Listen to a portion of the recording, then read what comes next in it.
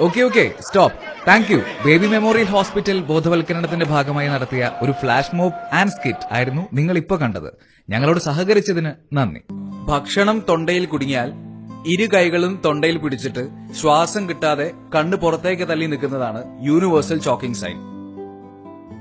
ഭക്ഷണം തൊണ്ടയിൽ കുടുങ്ങിയാൽ മുതിർന്നവരിൽ ഉടൻ ചെയ്യേണ്ടത്: സ്റ്റെപ്പ് 1, രോഗിയുടെ പിന്നിലായി നിൽക്കുക. സ്റ്റെപ്പ് 2, അയാളുടെ വാരിക്കുഴിക്കും പൊക്കിലിനുമിടയിലായി ഒരു കൈയുടെ മുഷ്ടി ചുരുട്ടിവെക്കുക.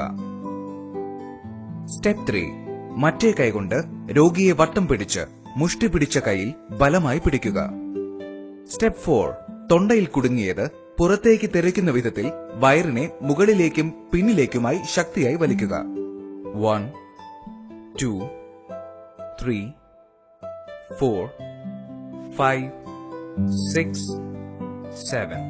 തൊണ്ടയിൽ കുടുങ്ങിയ വസ്തു പുറത്തേക്ക് വരുന്നതുവരെ ഈ പ്രക്രിയ തുടരുക. ഇത് ചെയ്തു കഴിഞ്ഞാൽ മിക്കവാറും 90% ഭക്ഷണം തൊണ്ടയിൽ കുടുങ്ങിയത് പുറത്തേക്ക് വരും. അഥവാ ബോധം നഷ്ടപ്പെട്ടാൽ ഉടൻ CPR നെഞ്ചമർത്തൽ നൽകുക. മിനിറ്റിൽ 100 മുതൽ 120 തവണയെങ്കിലും നെഞ്ചമർത്തൽ തുടരേണ്ടതാണ്. വളരെ ചെറിയ കുട്ടികൾ തൊണ്ടയിൽ കുടുങ്ങും അല്ലേ? അത് എങ്ങനെ എടുക്കണം? സ്റ്റെപ്പ് 1, വിരലുകൾ കൊണ്ട് കുട്ടിയുടെ കഴുത്തും താടിയും താങ്ങിക്കൊണ്ട് കൈയിൽ കമിഴ്ത്തി കിടത്തുക. കുട്ടിയുടെ തല നെഞ്ചിനേക്കാൾ താഴ്ന്നിരിക്കണം. സ്റ്റെപ്പ് 2, മറ്റേ കൈകൊണ്ട് മുതുകത്ത് തോൾപ്പലകൾക്കിടയിലായി 5 തവണ ശക്തിയായി തട്ടുക. 1, 2, 3, 4, 5. സ്റ്റെപ്പ് 3, കുട്ടിയെ മലർത്തിക്കിടത്തി 5 തവണ നെഞ്ചമർത്തുക. 1, 2, 3, 4, 5.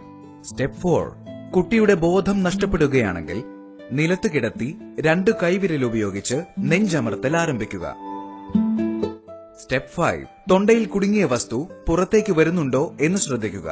അങ്ങനെ ശ്രദ്ധയിൽപ്പെട്ടാൽ ഉടൻ തന്നെ അത് നീക്കം ചെയ്യേണ്ടതാണ്. ഒരു ബുക്ക് ഇവിടെ എല്ലാവർക്കും കൊടുക്കുന്നുണ്ട്. ആവശ്യമുള്ളവർക്ക് ബുക്ക് വാങ്ങാം. പൈസയൊന്നുമില്ല, ഫ്രീ.